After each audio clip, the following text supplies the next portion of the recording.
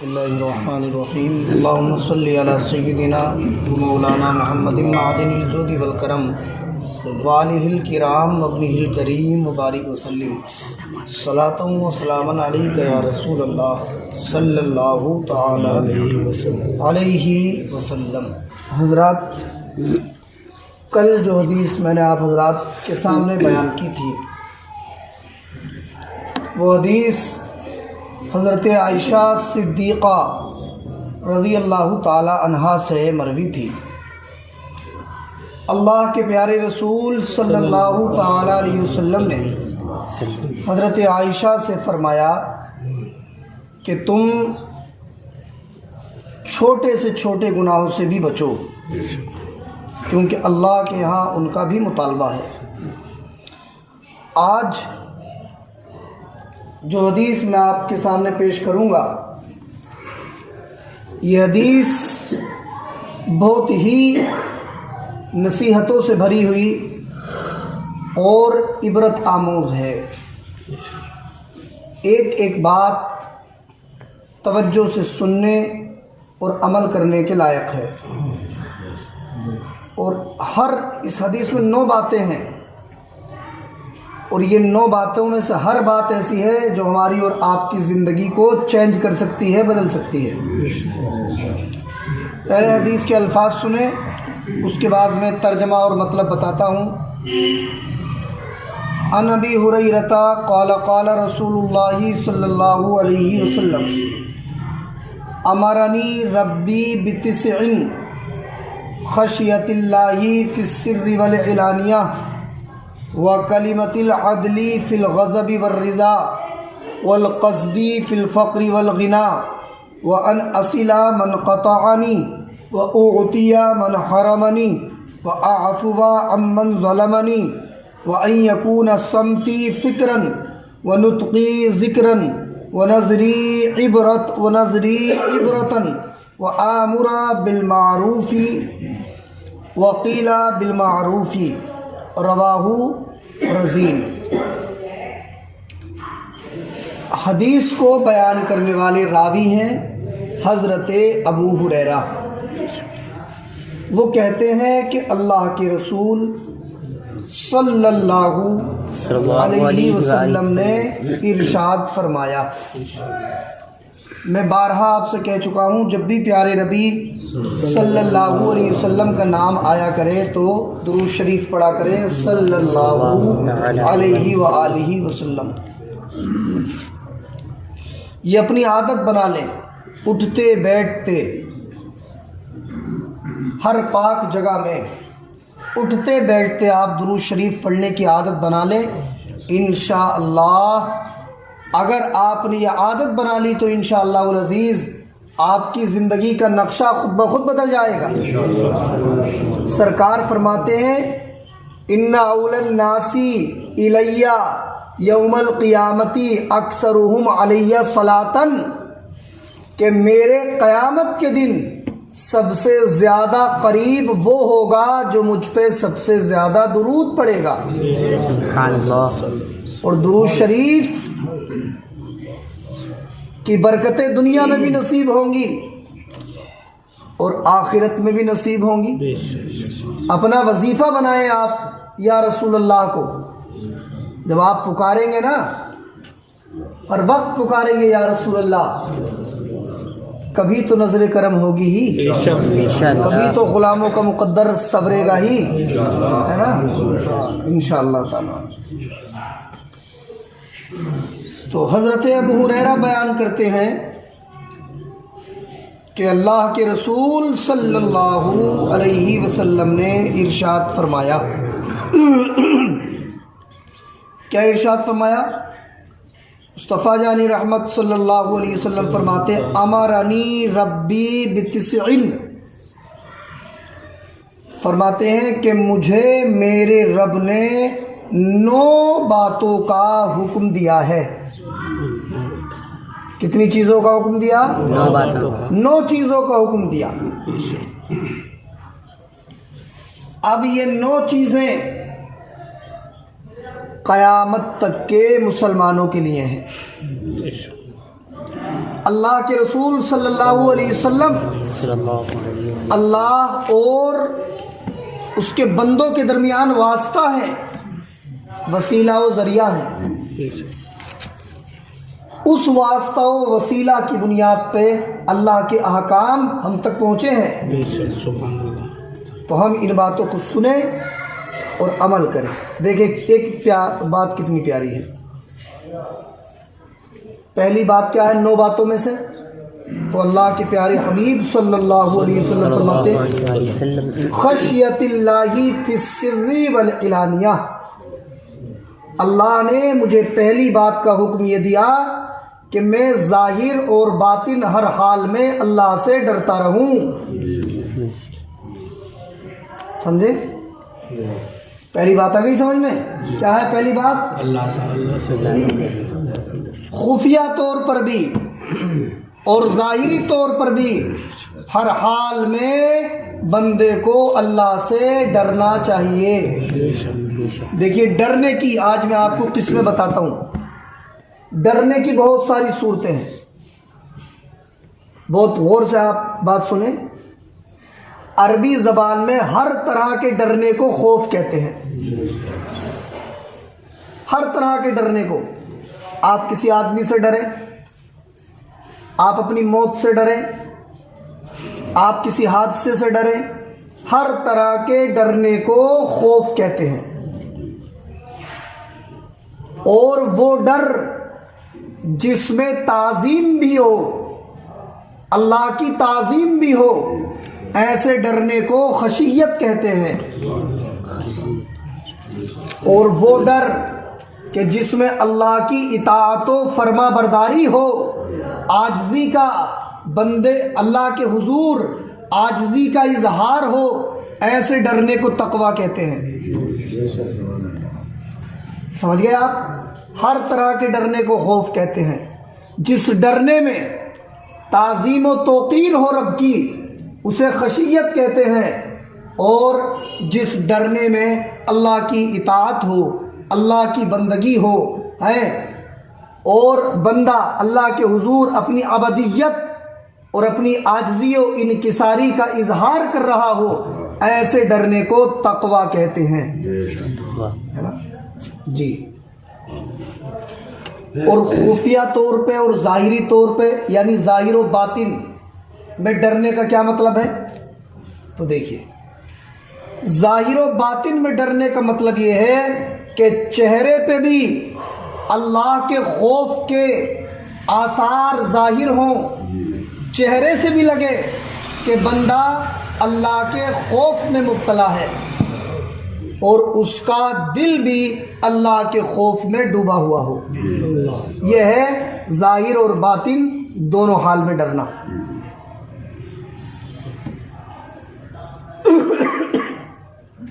یا مطلب یہ ہے کہ لوگوں کے سامنے بھی اچھے اعمال کرے اور تنہائی میں بھی اچھے اعمال کرے۔ یہ نہیں کہ لوگوں کے بیچ جائے تو بہت اچھے اعمال کرے اور جب تنہائی میں جائے تو حرام کاموں میں لگ جائے۔ یہ اللہ کا ڈر نہیں ہے، یہ تو ریاکاری ہے، ایک طرح کی دکھاوا ہے۔ آج کل ایسے لوگ بہت ہیں جو عوام میں ہوتے ہیں تو بہت زیادہ پرہیزگاری دکھاتے ہیں، اور جب تنہائی میں چلے جاتے ہیں، ہے نا، تو پھر شیطان ان پہ غالب آ جاتا ہے اور غلط کاموں میں، حرام کاموں میں مبتلا ہو جاتے ہیں۔ اللہ ہمیں ایسوں سے محفوظ رکھے، سچوں کی صحبت نصیب فرمائے، جن کا ظاہر بھی اچھا ہو اور باطن بھی اچھا ہو، ہے نا جی۔ تو دیکھیں پہلی چیز کیا فرمائی اللہ کے پیارے نبی صلی اللہ علیہ وسلم نے، کہ ظاہر میں بھی اللہ سے ڈرے اور باطن میں بھی اللہ سے ڈرے۔ اس کا کیا مطلب؟ اس کا مطلب ہے کہ لوگوں کے سامنے بھی ہم اچھے کام کریں اور تنہائی میں جا کے بھی ہم اچھے کام کریں، اور یا اس کا مطلب ہے ہمارے چہرے سے بھی اللہ کے ڈر کے آثار ظاہر ہو رہے ہوں اور ہمارا دل بھی اللہ کے خوف میں ڈوبا ہوا ہو۔ اچھا کسی بھی انسان کا دل خوف خدا میں ڈوبتا کیسے ہے، اس کے دل میں اللہ کا خوف پیدا ہوتا کیسے ہے؟ تو ایک بات تو خود اللہ نے قرآن میں بیان فرمائی. اللہ فرماتا ہے یا ایھا الذین آمنوا اتقوا اللہ وکونوا مع الصادقین، اے ایمان والو اللہ سے ڈرو اور سچوں کے ساتھ ہو جاؤ. تو پتہ چلا کہ سچوں کی صحبت سے دلوں کے اندر اللہ کا خوف پیدا ہو جاتا ہے. دوسرے، اللہ کا خوف کیسے پیدا ہوتا ہے؟ تو حدیث پاک میں ہے کہ اگر آدمی زیادہ سے زیادہ، بڑی توجہ سے سنیں آپ کی بات، دل میں اللہ کا خوف کیسے پیدا ہوگا؟ تو حدیث رسول میں ہے کہ انسان زیادہ سے زیادہ اپنی موت کو یاد کرے. کائے کو یاد کرے؟ موت کو یاد کرے. اللہ کا ڈر پیدا ہو جائے گا دل میں. دوسری بات، انسان زیادہ سے زیادہ اللہ کا ذکر کرے. ذکر الہی، حدیث پاک جلاء القلوبی ذکر اللہ ہے. دلوں کی صفائی کرنے کا سب سے بہترین ذریعہ ہے اللہ کا ذکر. سمجھ رہے ہیں آپ؟ جیسے کسی برتن پہ میل آ جائے تو قلعی کرانے جاتے ہیں کہ نہیں؟ قلعی تو بزرگ یہاں اتنے بیٹھے سب جانتے ہیں. قلعی کراتے ہیں کہ نہیں؟ برتنوں پہ نئے ہو جاتے ہیں، نئے برتن، تانبے کے برتنوں پہ قلعی ہوتی ہے تو اس سے کیا ہوتا ہے؟ زنگ دور ہو جاتا ہے، ان کا میل دور ہوتا ہے، برتن نئے لگنے لگتے ہیں. ایسے ہی آپ اللہ کو زیادہ سے زیادہ یاد کریں، اللہ آپ کے دل کو بھی نیا فرما دے گا اور آپ کے دل سے گناہوں کے میل کو دور فرما دے گا. آئینہ بنا دے گا اللہ ہمارے دلوں کو اپنی محبت کا. تو کیا باتیں ہو گئی؟ دو. کیسے اللہ کا ڈر پیدا ہوتا ہے؟ موت کو زیادہ یاد کرنے سے. اور دوسری بات اللہ کا ذکر کرنے سے. اور تیسری چیز بھی سنیں، تیسری چیز ہے زیادہ سے زیادہ قرآن شریف پڑھنے سے. یہ تین کام ایسے ہیں، ان تینوں چیزوں سے دل سے گناہوں کا میل ختم ہو جاتا ہے اور دل کے اندر اللہ اور اس کے رسول کی محبت پیدا ہو جاتی ہے اور دل میں اللہ کا ڈر پیدا ہو جاتا ہے. اور جب کسی انسان کے دل میں اللہ کا ڈر پیدا ہو جائے نا تو پھر وہ انسان متقی، پرہیزگار، سچا مومن بن جاتا ہے. اور جو سچا مومن بن جاتا ہے تو پھر اسے ہاتھ پکڑ کے مسجد لانے کی ضرورت نہیں رہتی، بلکہ جیسے ہی اس کے کان میں حی علی الصلاۃ کی آواز پہنچتی ہے اس کا دل خود بخود مسجد کی طرف کھینچنے لگتا ہے. پھر دنیا کی آلودگیاں، دنیا کے کام کاج اس کے راستے میں روڑا نہیں بنتے. بے شک، سبحان اللہ.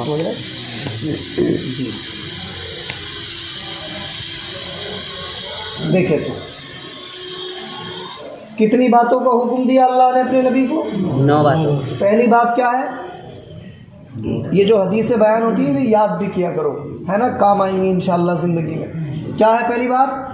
ظاہر اور باطن میں اللہ سے ڈرو. دوسری بات سنیں، وَكَلِمَةِ الْعَدْلِ فِي الْغَضَبِ وَالرِّضَا. اس کا مطلب ہے غصے کی حالت میں اور خوشی کی حالت میں، دونوں حالتوں میں انصاف کی بات کرو. کائے کی بات کرو؟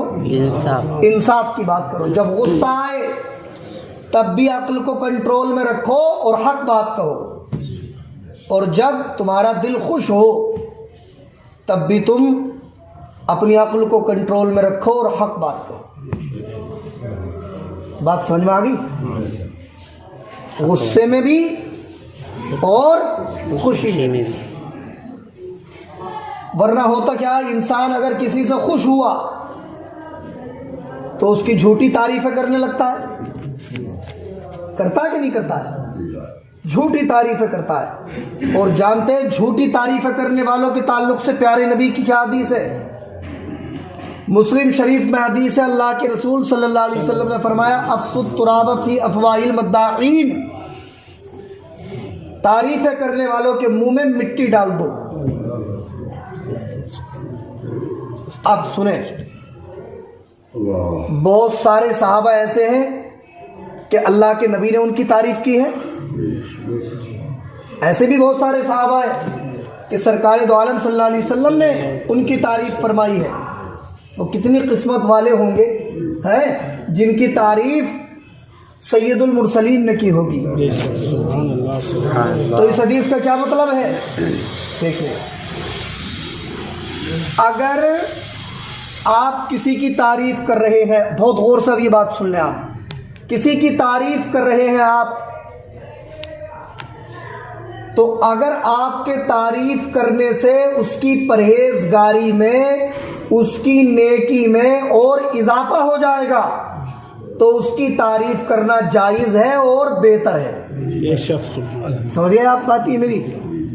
کسی کے سامنے آپ اس کی تعریف کر رہے ہیں، تو اگر آپ کے اس کی تعریف کرنے سے، اگر آپ اس کی نمازوں کی تعریف کر رہے ہیں، آپ کے تعریف کرنے سے وہ نمازیں اور زیادہ پڑھنے لگے گا. اگر وہ رسول اللہ کی سنتوں پہ عمل کرتا ہے، آپ اس بات کی تعریف کر رہے ہیں، تو وہ اور زیادہ پابندی سے عمل کرے گا. مطلب یہ ہے کہ اگر آپ اس کی تعریف کریں گے تو اور زیادہ پرہیزگار بن جائے گا.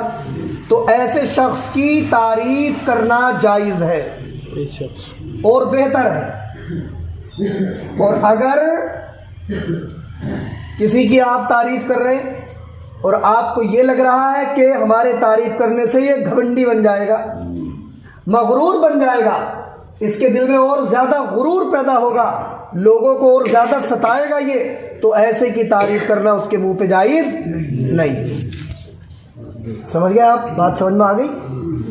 ہاں، تو یہ چیزیں ہیں. تو انسان جب خوش ہوتا ہے تو کیا کرتا ہے؟ جھوٹی تعریفیں کرنے لگتا ہے. اور جب غصہ آتا ہے تو اس پہ جھوٹے جھوٹے عیب لگانے لگتا ہے. پہلے ارے یہ تو بہت بڑے یہ ہیں وہ ہیں، ایسے باتیں کرتا ہے. اور جب ان کی مرضی کے خلاف اس نے کوئی کام کر دیا تو پھر کہنے لگتا ہے ارے بہت بدتمیز انسان ہے. تو بھائی تم پہلے تعریف کس کی کر رہے تھے، اب 1 منٹ میں یہ بدتمیز ہو گیا. جس کے اندر جو کوالٹی ہے وہی بیان کرو، ہے نا؟ نہ خوشی کے عالم میں اس کی جھوٹی تعریفیں کرو اور نہ غصے کے عالم میں پھر اس پہ جھوٹے الزام لگاؤ. جو جیسا ہے ویسا اسی درجے میں اسے رکھو. کسی کی جھوٹی تعریف بھی نہیں کرنا چاہیے اور کسی پہ جھوٹے الزامات بھی نہیں لگانا چاہیے، ورنہ اللہ کے حضور ان کا بھی جواب دینا پڑے گا. جی، دونوں ہی چیزیں بری ہیں. جھوٹی تعریف کرے کسی کی یہ بھی برا ہے، اور کسی پہ جھوٹا الزام لگا دے یہ بھی برا ہے. ہر حال میں دوسروں کے بارے میں بھی انصاف کی بات کرے اور خود اپنے بارے میں بھی انصاف کی بات کرے. یہ 2 باتیں ہو گئی. پہلی بات کیا ہے بتائیے؟ ظاہر و باطن میں ہر حال میں، ظاہر و باطن ہر حال میں اللہ سے ڈرے. اور دوسری بات کیا ہے؟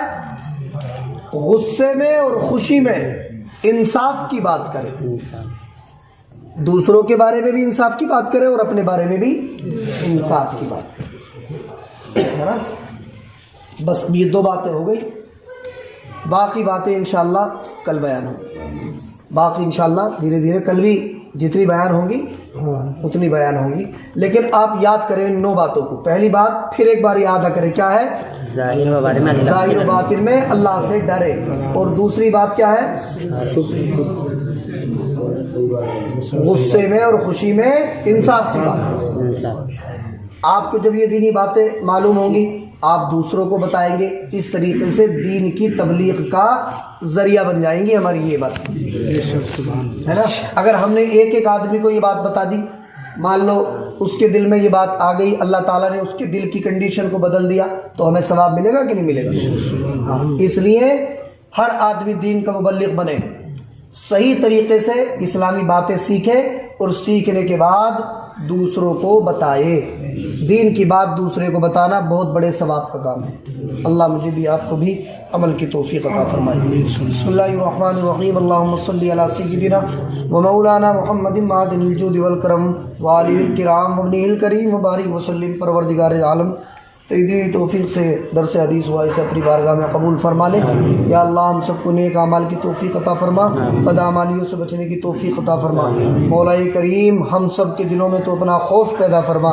یا اللہ ہمارے گھروں کی پریشانیوں کو دور فرما، ہماری بیماریوں کو دور فرما، ہمارے گھروں سے بے برکتی کو دور فرما، ہم سب کی جان مال عزت و آبرو کی حفاظت فرما، ہم سب کو علم نافع عطا فرما۔ صلی اللہ تعالی علی خیر خلقہ محمد و آلہ و صحبہ اجمعین برحمتک۔